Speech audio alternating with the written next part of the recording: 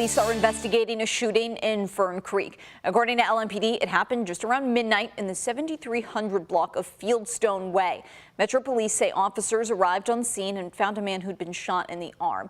He was taken to U of L Hospital and is expected to survive. As of right now, there are no suspects. So, as always, anyone with information is encouraged to call LMPD's anonymous tip line 574 LMPD.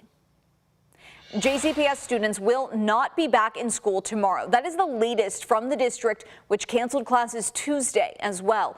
The news follows Wednesday's bus debacle when updated routes didn't get some students home until nearly 10 p.m. on the first day of school.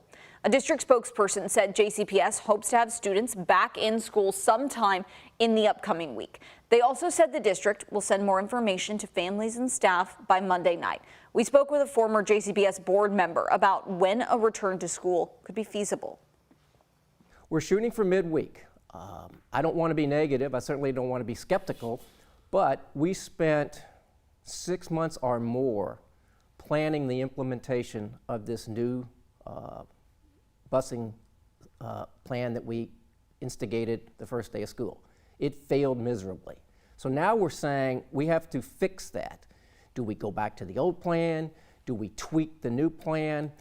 And hopefully we can do that in 4 or 5 days, but that sounds like a big challenge to me. Despite canceling class, JCPS said athletic activities will continue Monday and Tuesday. The now 4-day delay comes after the district experienced a catastrophic failure with its transportation system. It has some Republican state lawmakers calling for a complete overhaul of the entire school system, including potentially splitting up the district. There's 100,000 kids approximately in this school district, 165 schools. It's over a $2 billion operation, and so it's too big. Asked JCPS Superintendent Dr. Marty Pollio about the potential of splitting up JCPS earlier this week. He suggested it wasn't out of the question, but says he doesn't see the benefits.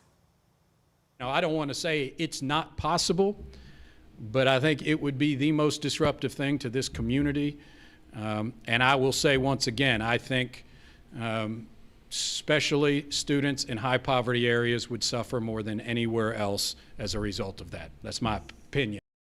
Former JCPS board member Sam Corbett, who you heard from just a few minutes ago, agrees. He also brought up concerns about whether split districts would receive equitable funds.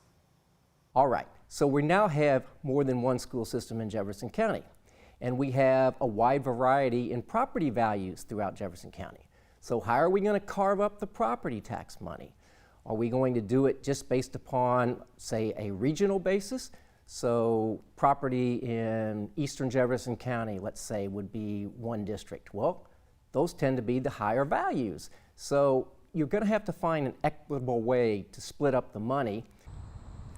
Another major concern is how multiple districts would handle magnet schools. Corbett says it's one of many complicated questions that arise when discussing the possibility of splitting up JCPS. And today, Democratic Jefferson County lawmakers are hosting a public forum to hear from families about issues in JCPS. They'll be at the Brown Park Pavilion in St. Matthews starting at 2 o'clock. The lawmakers hope to discuss issues affecting many of you when it comes to the district's bus delays. And some other news now this morning. The ACLU is fighting back against a recent ruling allowing Kentucky's ban on gender-affirming care for minors to go into effect. The social rights organization filed a brief this week against the anti-trans law Senate Bill 150. Earlier this month, a federal appeals court judge lifted a preliminary injunction which halted the ban while the lawsuit played out in court. This means gender-affirming care for minors is currently banned in Kentucky. Kentucky Attorney General Daniel Cameron has argued for the ban, saying gender-affirming care is experimental and would harm kids. The ACLU's brief includes 23 medical organizations disputing the Attorney General's claim and saying gender-affirming care is, in fact, safe.